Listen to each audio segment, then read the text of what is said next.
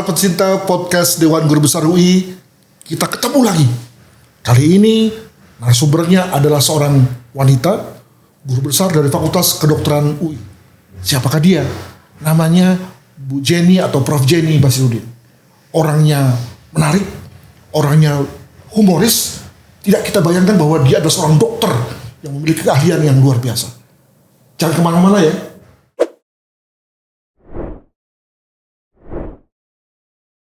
Prof. Jenny, apa kabar? Baik, apa kabar Prof. Adri? Terima kasih udah diundang. Bagaimana, sehatkah hari ini? Alhamdulillah, harus sehat terus. Apalagi seorang dokter, ya tentu soal kesehatan mestinya prima ya Prof ya? Harus, insya Allah. Prof. Jenny, bisakah Anda menjelaskan dalam beberapa kalimat siapa Anda? Saya Yeni Basirudin.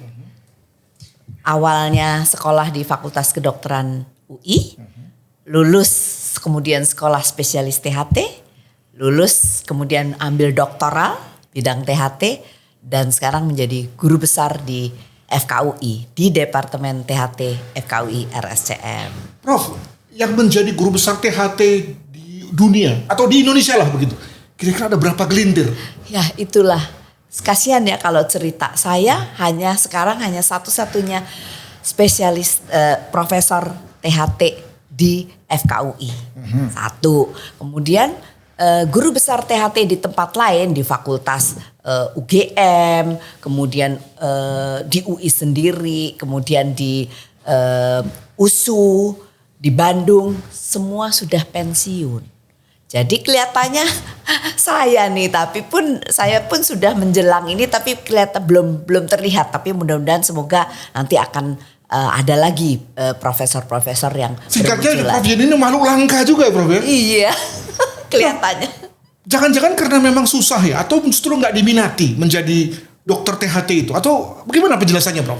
Yang berminat banyak sebenarnya sebagai ahli THT, tapi yang mau ngajar, yang mau jadi guru besar, yang melakukan tridharma perguruan tinggi termasuk penelitian, publikasi, itu yang agak sulit. Kalau ngajar ilmunya, wah banyak sekali ahli THT yang memberi pelayanan kepada masyarakat. Tapi bukan untuk mengajar dan publikasi. Oh, di situ poinnya ya? Iya. Oke. Kalau pengabdian banyak kepada masyarakat. Atau kita kejar lagi, jangan-jangan memang untuk meneliti publikasi di bidang THT memang susah? Kelihatannya begitu ya, karena kan sebetulnya kalau untuk kasus-kasus banyak yang menarik ya. Tetapi untuk melakukan satu penelitian itu kan harus melalui sejumlah kasus kan. Sejumlah kasus harus kita teliti seperti jumlah kasusnya itu yang kadang-kadang beragam. Walaupun banyak tetapi pendalamannya itu kasus sulitnya itu banyak juga. Jadi rare cases juga banyak. Tapi untuk yang biasa-biasa itu penelitian juga sudah banyak dilakukan di luar. Sehingga mungkin untuk mengambil doktoralnya itu juga kemungkinan ya kasus-kasusnya terbatas lah kira-kira begitu. Nah dalam hal ketika Prof. Jenny berhasil menembus situasi rarity itu, kesulitan metodologi itu, toh memilih jalur guru besar, jalur akademik, apa yang membuat atau apa yang Prof. dianggap sesuatu yang berbeda antara Prof. Jenny dengan dokter-dokter THT yang lain? Ya, saya itu mendalami bidang neurootologi. Oh, apa itu? Which is telinga bagian dalam, bagian sensorinya ya dan sarafnya. Sehingga memang langka. Sehingga ketika saya melakukan penelitian itu, saya melakukan penelitian gangguan pendengaran akibat kebisingan. Nah itu banyak terjadi di industri-industri yang memang resiko bisingnya sangat tinggi. Sehingga itu yang menimbulkan gangguan pendengaran. Tapi tidak juga gangguan pendengaran, juga gangguan keseimbangan.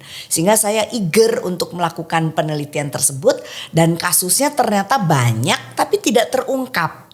Karena perusahaan-perusahaan itu agak malu ya atau tidak enak kalau melakukan banyak gangguan di tempatnya bekerja. Karena kan berarti perusahaan tersebut tidak bisa melakukan konservasi untuk pendengarannya. Jadi dengan kuriositas seperti itu rasanya menjadi dosen itu lebih cocok ya Prof ya? Ya, kelihatannya seperti itu. Dan saya senang mengajar. Jadi alhamdulillah sekarang orang jadi benar-benar concern ya terhadap kesehatan pendengarannya. Apakah kalau seorang dokter THT yang bekerja di satu instansi gitu ya, apa dia juga tidak punya kesempatan untuk meneliti selain dari prakteknya, atau memang hanya sibuk praktek saja? Begitu. Sebenarnya kesempatan ada, tetapi pasien itu cukup banyak, pasien THT itu cukup banyak. Jadi mungkin ya kesempatan atau terfikir untuk melakukan penelitian, mengumpulkan sejumlah kasus, nah itu yang waktunya mungkin tidak ada. Tidak ada ya. Prof, sejauh ini sudah ada achievement dari sisi publikasi kah? Atau paten kah? Mungkin bisa dijelaskan kepada pendengar. Hak kekayaan intelektual. Jadi misalnya saya menilai ya gangguan pendengaran yang disebut sebagai tinnitus handicap inventory. Jadi telinga berdenging ada handicapnya. Kemudian dizziness handicap inventory. Jadi inventory dari gangguan keseimbangannya. Jadi ada beberapa haki saya ya untuk penyakit-penyakit yang memang di bidang saya. Oh, begitupun ada hakinya gitu. Ada hakinya karena kan kita menemukan sesuatu ya. Kita menghitung skor seseorang, handicap seseorang tuh supaya kita bisa nanti kalau dia datang handicapnya itu atau skor itu berkurang atau enggak, sehingga apakah pengobatan kita berhasil atau tidak itu dilihat dari handicap seseorang. Jadi kalau istri saya marah-marah di rumah lalu telinga saya berdenging, bisa konsul ke dokter. Nah, bisa sekali. Tapi mungkin dengingnya fisiologis. Ambil pesan aja. Demikian rekan-rekan sekalian, ngobrolan kita untuk sedikit lebih mengenal Prof Jenny sebagai seorang ahli THT dan juga achievementnya sejauh ini. Kita akan lihat lagi sekarang mengenai siapa beliau dari sejak awal, sejak muda, remaja, dan bahkan kemudian masuk ke UI. Sebentar lagi ya.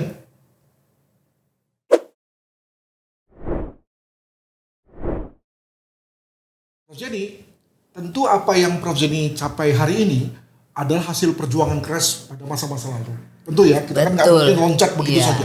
Ceritakan dong tentang masa kecil Prof Jenny.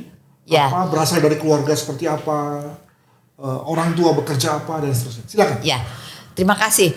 Jadi saya tuh dari kecil kepengen jadi dokter. Kenapa begitu?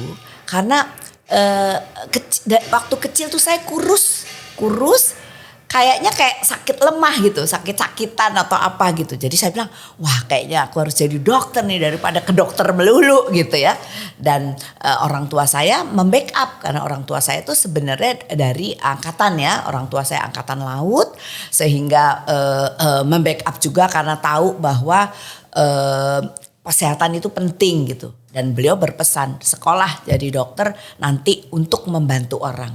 Nah disitulah saya betul-betul senang ya dengan biologi ya, dulu ya waktu SMA kan senangnya biologi, kemudian lihat anatominya seperti apa gitu. Akhirnya saya belajar betul-betul sampai saya keterima di FKUI. Prof, biasanya kalau anak-anak angkatan itu malah kacau-kacau. Ini kok malah Prof jadi orang bener tuh, gimana ceritanya itu Prof? Ya mungkin ayah saya memberi contoh yang baik ya. Ayah saya memberi contoh yang baik tadi.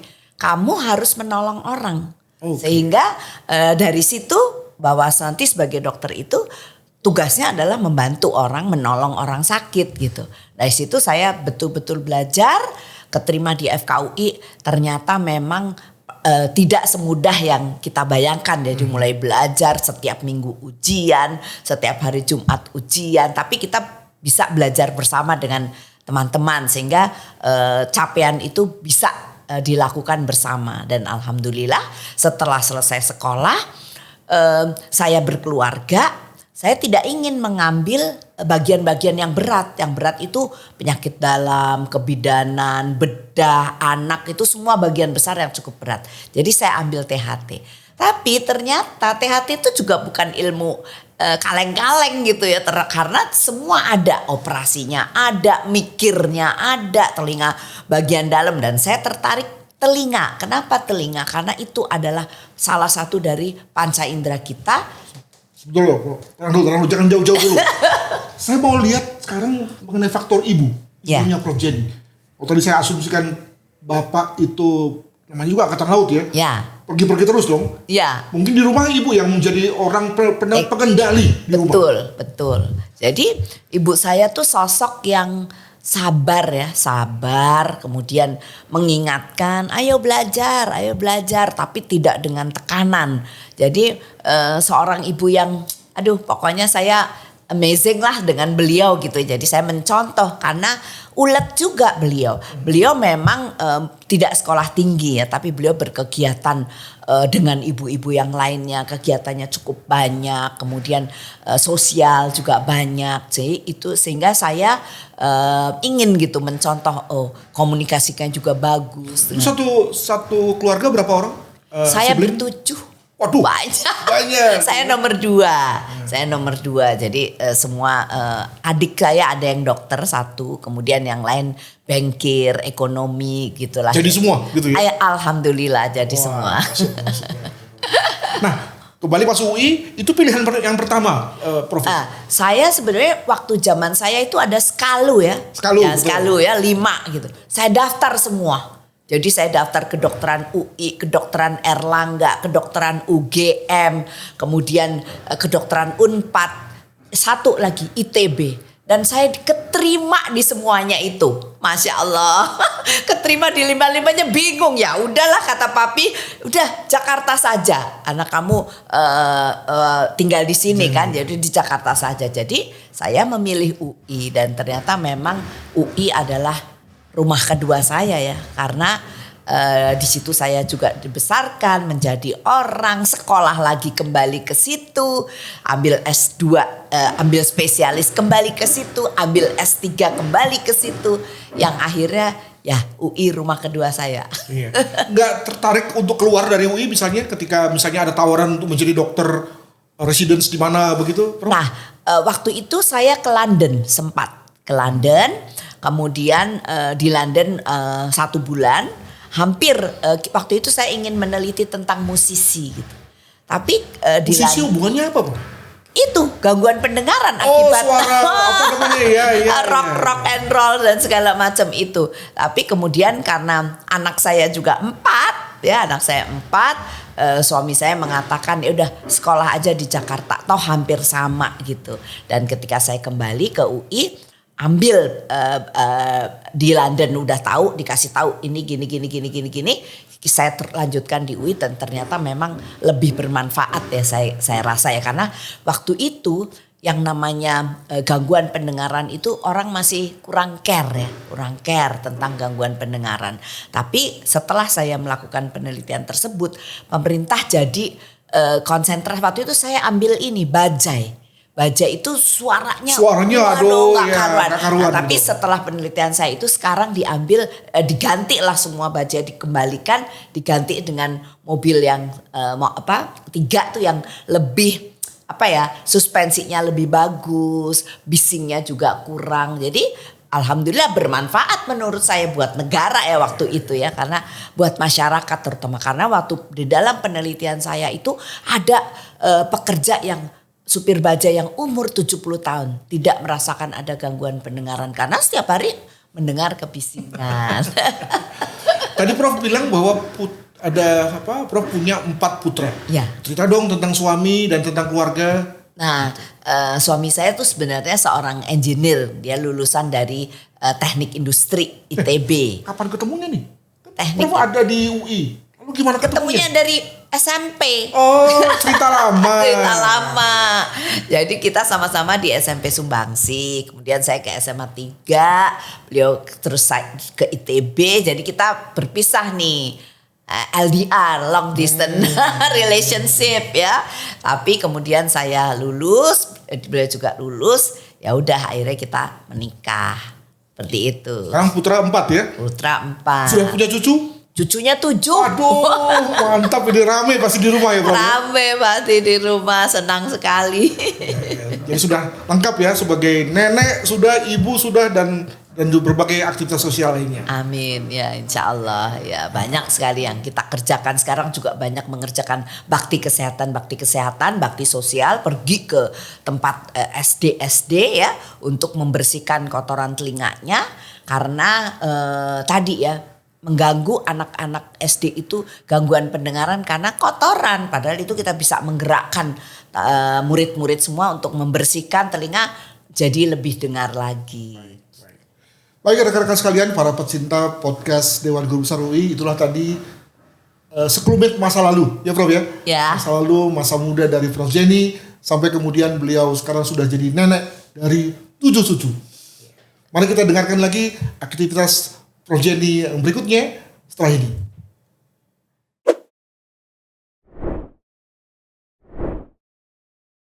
Prof Jenny, saya bayangkan Prof ini pasti memiliki kesibukan yang luar biasa Prof ya.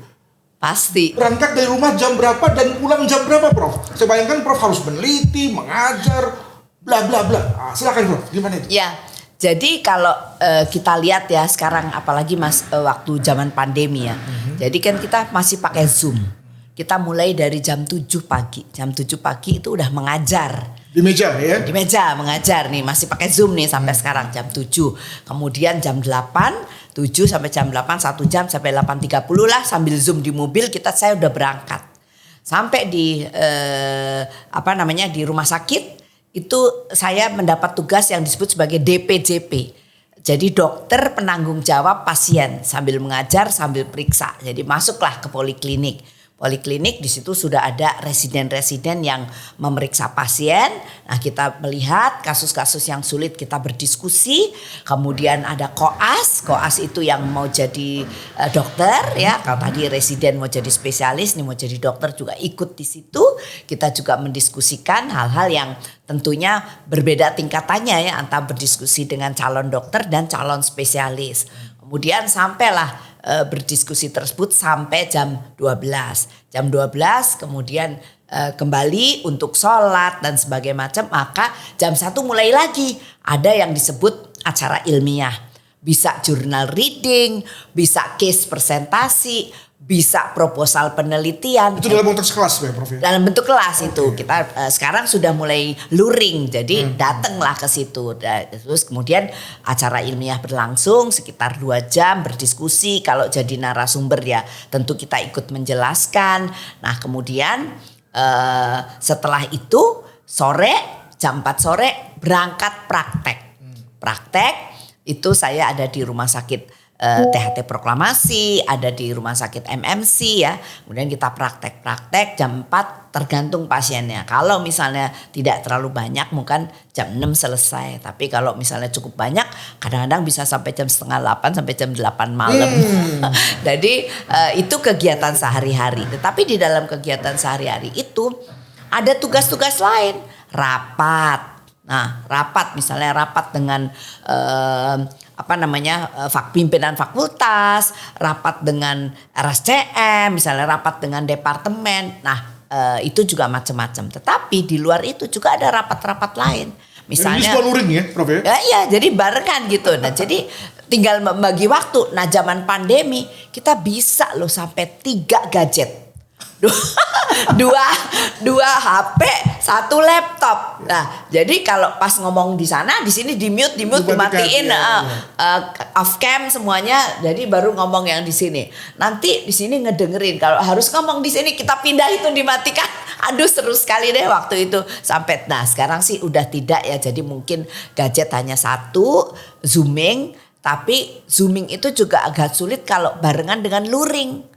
Jadi kalau ada luring kan ini banyak orang. Jadi nanti di sana bilang ini rame, bocor. Jadi istilahnya enak gak enaknya pengajaran seperti itu ya. Nah, rapat yang lain, kegiatan yang lain adalah saya sebagai pengurus Perhimpunan Ahli THT ya, Perhimpunan Ahli THT. Perhati KL sebelumnya. KL itu apa? KL kepala leher. Oh, mesti disebutkan secara jelas. Jadi Perhimpunan Ahli THT bedah kepala leher. Sekarang jadi PKL. Kemudian saya menjadi pengurus dari kolegium juga. Ya, saya dulu mantan ketua Perhati seluruh Indonesia. Jadi cukup sibuk. Nah, sekarang udah tinggal jadi penasehat saja. Karena nanti udah yang muda-muda dipersilakan supaya mereka juga belajar untuk bagaimana mengatur organisasi. Jadi memang mungkin karena senang saja ya, senang mengajar, senang berorganisasi, sehingga semua bisa, alhamdulillah bisa saya kerjakan dengan ya dengan senang hati, jadi nggak berat lah gitu. Masalahnya kapan menelitinya, kapan membacanya, Prof? Nah, alhamdulillah nih saya sih quick reading nih. Jadi kalau nguji atau ngajar atau diskusi dengan itu saya minta, cuman kekurangan saya males baca dari HP atau dari laptop, sehingga saya minta hard copy. Nah, ketika saya membaca hard copy, ini, itu udah langsung tahu tuh, di mana nih yang harus dibenerin, mana yang harus dibenerin. Jadi beruntung juga sih para murid ya, karena dengan berdiskusi sebentar dia udah tahu harus ngapain seperti itu. Nah, penelitian kita lakukan bisa di klinik, bisa di tempat di luar gitu ya. Nah, jadi kalau misalnya melakukan penelitian, kita sudah lakukan mengecek ya benar nggak apa yang dilakukan, tes apa saja yang dilakukan. Setelah itu kan si residen ya melakukan penelitian. Kecuali kalau memang saya harus turun tangan sendiri ya. Misalnya memang mengecek pemeriksaan yang masih sulit dilakukan oleh residen, maka kita harus mengajari. Nah, itu turun sendiri. Tapi kebanyakan memang penelitiannya klinis. Kalau penelitian yang tadi saya katakan di industri atau apa, kita ke sana, ke industrinya, lihat alat-alat penelitiannya ada, sampelnya para pekerja-pekerja, saya ajarkan, kemudian mereka melanjutkan penelitian tersebut. Kira-kira begitu. Jadi kegiatan pengajaran sudah, penelitian sudah, pengabdian sudah. Kalau konseling, memberikan konsultansi ke berbagai pihak, apakah juga Prof lakukan, Prof? Konseling berbagai pihak, maksudnya konseling apa nih? Ya misalnya kalau tadi bicara mengenai instansi yang bising, contoh misalnya di airport, itu kan bisingnya minta ampun tuh. Ya, pernah nggak misalnya Prof juga kadang-kadang kita diundang untuk memberikan ceramah atau seminar gitulah tentang pengertian pekerja terhadap kebisingan. Nah, kita memberi ceramah tuh, ini loh bahaya kebisingan tuh seperti ini. Jadi kamu harus rajin pakai earplug, earmuff atau untuk menghindari kebisingan. Pendengaran itu sangat berfungsi. Ini kalau enggak nanti kamu akan penurun pendengarannya, tuanya nanti tidak enak, komunikasi terganggu, quality of life terganggu. Jadi seperti itu yang kita sebut sebagai penyuluhan. Ya, tapi untuk konseling kehadap perusahaannya, saya pernah ke PT Badak LNG, dicek kebisingannya tinggi. Nah, kita sampaikan kepada pimpinan perusahaan, ini tinggi di sini, harus dilakukan controlling. Nah, apa controllingnya? Engineering control, administrasi control, dan personal protective equipment harus disediakan kalau memang ada hazard, dan hazardnya itu sudah dicek bahwa itu memang melebihi ambang yang diperbolehkan. Nah, konselingnya seperti itu, Prof. Berarti kalau begitu ilmu Prof ini masuk dalam kelompok K3 juga ya, Prof? Iya, betul. K3 juga saya mengajar juga di kesehatan kerja. Jadi saya mengajar teman-teman adik-adik yang sekolah di magister kesehatan kerja, saya mengajar di situ terutama untuk masalah menjaga pendengaran. Jadi mungkin kalau saya juga tidak salah, ilmu Prof akan juga aplikatif kalau dikeroyok bersama-sama ya dengan ilmu-ilmu lain mungkin, Prof. Betul sekali. Jadi makanya THT-nya saya tuh bukan THT yang klinis saja, tetapi juga industri itu semua yang menjadi hazard, karena sampai sekarang itu kebisingan itu menjadi gangguan pendengaran karena kebisingan itu masih nomor 1 di dunia di industri. Sesuatu yang kita anggap sebagai biasa aja. Biasa ternyata bahaya. Ternyata bahaya, betul. Dulu waktu saya meneliti pertama diketawain. Ngapain kamu ahli THT ngurusin bising-bising, ngurusin pekerja-pekerja gitu. Diketawain sama klinisi. Ya masa klinis terus sih, kan di luar sana ada juga kepiawaian kita kan untuk menjaga, dan itu memang lebih banyak kan, sehingga menurut saya akan worth it lah kalau itu diteliti. Luar biasa. Baik teman-teman sekalian, para pecinta podcast Dewan Guru Besar UI, kita sudah mendengarkan keseharian dari Prof Jenny yang ternyata nggak kalah dengan anak muda. Ya, berangkat pagi sampai pulang malam, penuh dengan kesibukan yang semuanya bermakna, berharga bagi masyarakat. Kita akan lihat sekarang pada sesi terakhir wisdom, ya, value dari Prof. Jenny sebagai seorang guru besar, apa? Bagaimana cara beliau melihat kemanusiaan, masyarakat dan seterusnya. Sebentar lagi ya.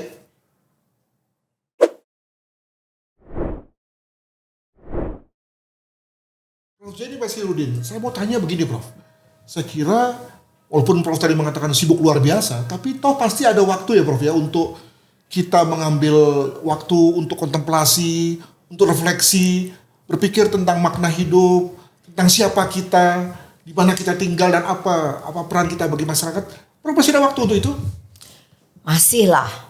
Tentu ya. Saya alhamdulillah sebagai seorang yang taat lah ya, taat beragama gitu ya.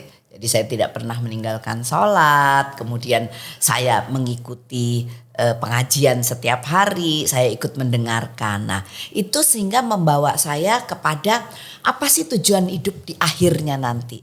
Nah disitulah saya tahu bahwa sebenarnya kita semua nih hidup agama apapun, ini apapun kita akan mencari kesana akhirnya. Nah kesana itu artinya kita harus maknai hidup kita.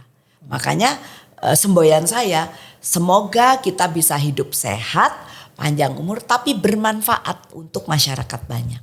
Nah, mungkin pada waktu pertama kali menjadi dokter, mungkin konteks menolong itu terlihat ya. Tapi seiring dengan perjalanan waktu, as the time goes on, itu kan lalu sudah jadi biasa ya, sudah jadi rutin. Apa Prof pasti merasakan getar-getar ketika membantu orang, lalu orang merasa tersenyum, senang gitu gimana Prof? Sangat Prof ya? Sangat. Pertama, misalnya ketemu dengan pasien dulu ya, pasien datang ke kita dengan berat gitu, kelihatannya keluhannya berat gini. Terus setelah kita lakukan pemeriksaan kita sampaikan, Pak ini ibu ini nggak usah diinikan, ini akan bisa ditangani dengan gini. Pulang ketawa.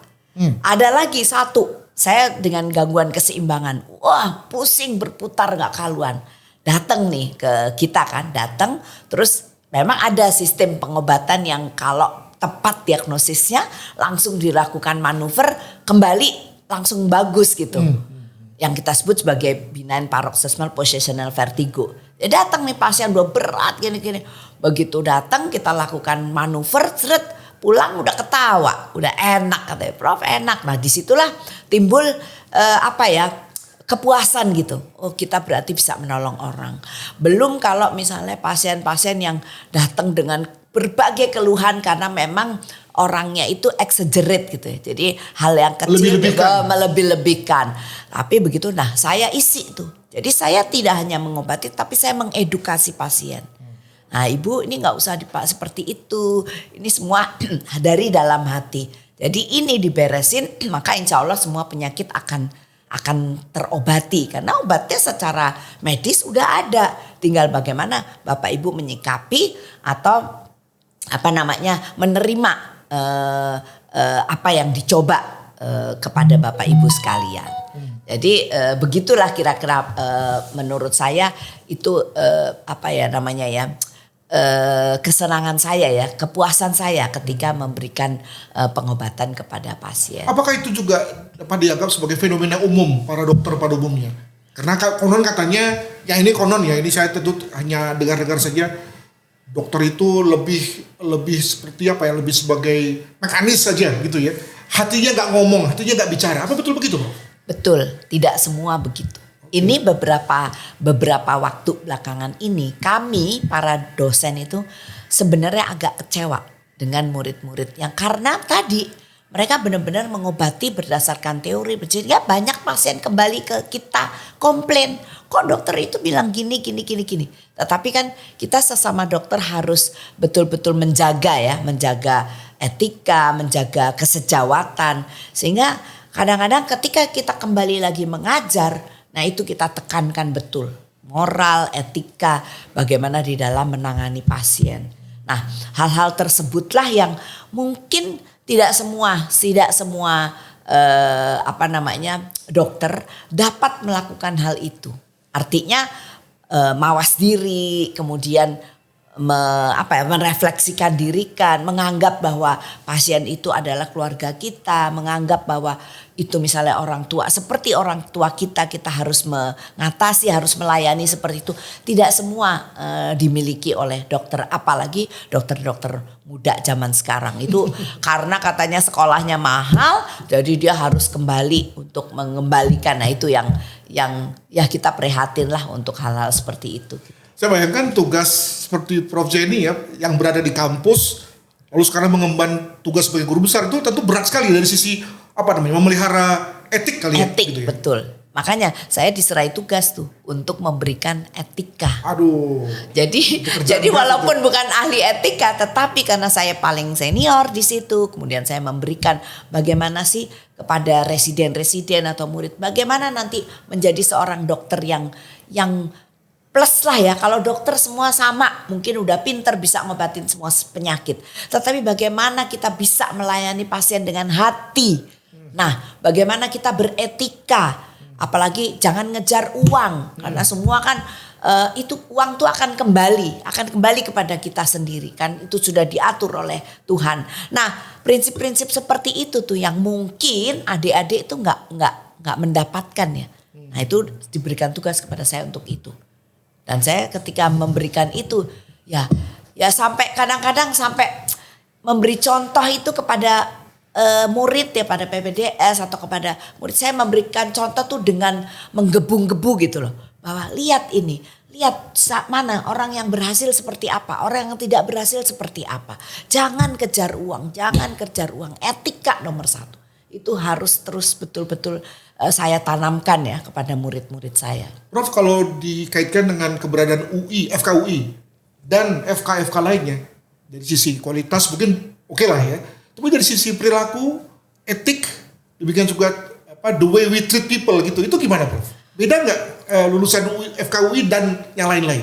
Ya, kalau bicara masalah itu ya sebenarnya kalau ilmu itu mungkin semua secara teori bisa. Kelebihan FKUI itu adalah di dalam pengalaman. Karena kasusnya banyak, kasus beratnya banyak. Karena kan itu rujukan utama seluruh Indonesia, nasional. Jadi kasusnya banyak. Nah kasus-kasus banyak itu kasus sulit banyak. Nah disitulah kelebihan bagaimana si residen dan koas itu atau calon dokter itu mendapat pengalaman seperti itu.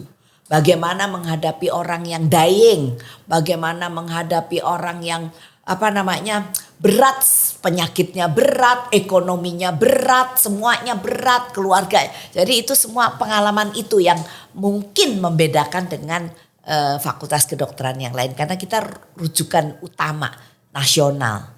Jadi kasusnya banyak. Nah dari situ pun ketika saya mahasiswa pun begitu, saya mendapatkan pelajaran yang mungkin saya nggak tahu ya teman-teman di tempat lain mungkin nggak mendapatkan karena kasusnya kasus berat seperti itu Prof. Jadi nah itulah kesempatan kita untuk memberikan contoh-contoh di mana coba terapkan kalau ini orang tua kamu, kalau ini keluarga kamu, kalau bagaimana kamu bisa menata laksana seperti ini, bagaimana kita bisa kalau bahasa Jerman atau Einfühlung ya, Einfühlung itu apa ya? Namanya ikut merasakan ya, empati terhadap. Nah itu diajarkan juga kepada mahasiswa kita masalah empati. Dan itu ada role play-nya. Oh gitu. Ada role play-nya. Antara pura-pura jadi pasien dan ya. Nah itu bagaimana kalau pasien, bagaimana menyatakan sesuatu yang berat ya kalau di bidang saya misalnya punya anak baru lahir kemudian tahu bahwa tidak mendengar sama sekali. Itu kan pukulan buat orang tua.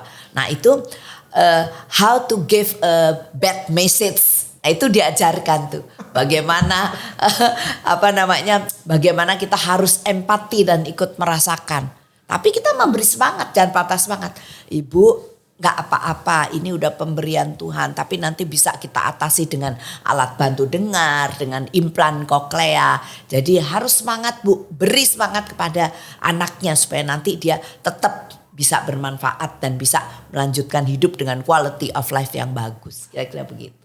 Prof happy menjalankan tugas itu, artinya walaupun kemudian tugas itu lalu saya bayangkan akan memakan tugas praktek misalnya Karena tadi kan banyak harus menjalankan peran-peran edukasi, mengambil peran sebagai modeling ya.